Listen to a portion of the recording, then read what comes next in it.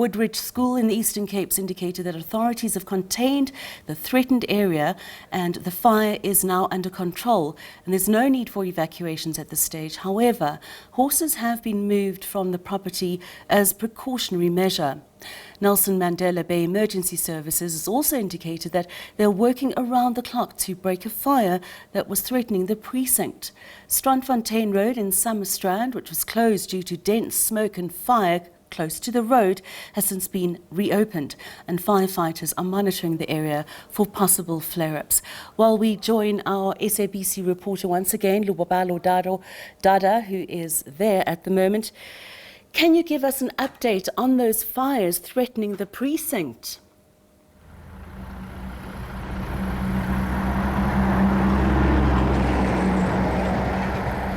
Lubabalo, can you hear me?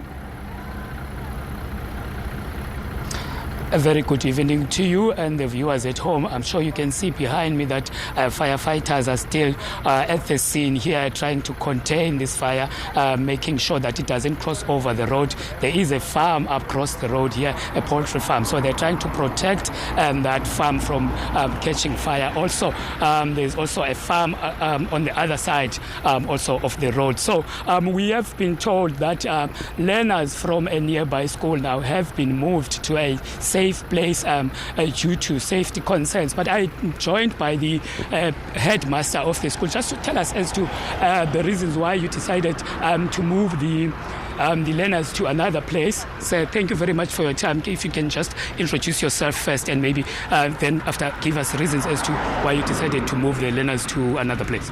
Yeah, good evening. Yeah, firstly, Luke Hartley, I'm the head of Woodridge College. Yeah, we've hosted a high-performance sports camp. We had about 100 kids on campus.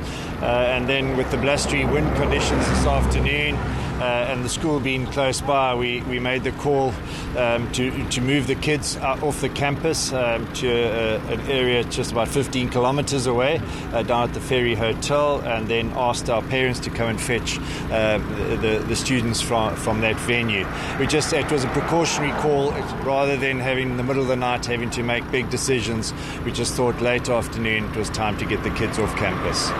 And also understand that there are animals that were also moved as well from the schools. Talk to us about that. Yeah, we have an equestrian centre. It's probably I think there are 12 horses in the equestrian centre, which we had to move. That's been moved to a farm about 10 kilometres away where it's safe and we know that the horses won't get impacted on. It's just, once again, also precautionary. Obviously, don't want any harm to come to those animals. And then I'm sure there are parents that are far away from this area might be very concerned about their safety. The safety of their children. What would be your word to them? Yeah. No, look, the children are all in safe hands, all accounted for. We've got a wonderful community in our school, and the distant boarders who have been part of the high performance camp, they've been hosted out by families until school starts a little later on in the week.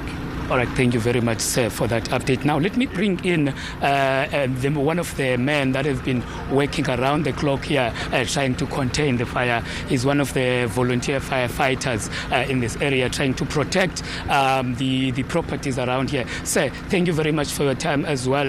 If you can also introduce yourself first before we can proceed with the questions.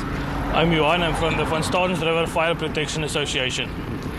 Talk to us about the challenges that you've been experiencing. You said to me before we came here on air that you've been experiencing fires here since the beginning of December. This is not the first incident that has occurred here.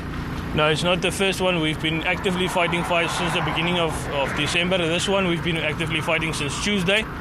The dry weather and the windy conditions and also the hot weather that we've experienced here lately has really made the fires come up and jump up all over the place. So we have been trying to contain them and protect property as far as we could.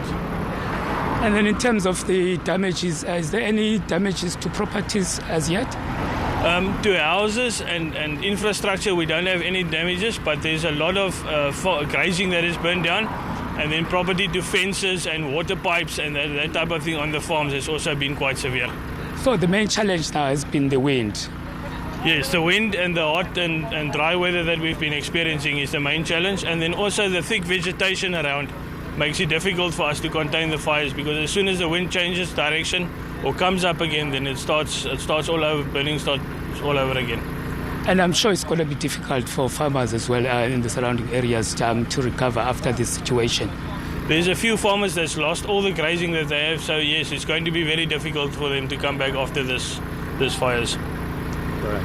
All right, sir, thank you very much. That was one of the volunteer firefighters talking to us about the challenges that they've been experiencing in terms of fighting the fire, and also saying that it is not going to be easy for most people that have lost valuable properties to recover after this. We do understand that in other areas like Jeffreys Bay, the firefighters are still on site, even though the fires have been contained, but they are on site trying to make sure that the fire doesn't flare up. But the main challenge, which has been the biggest challenge, in fact, throughout this week in all these areas, is actually the wind that is blowing fast, which is causing the fire to spread faster.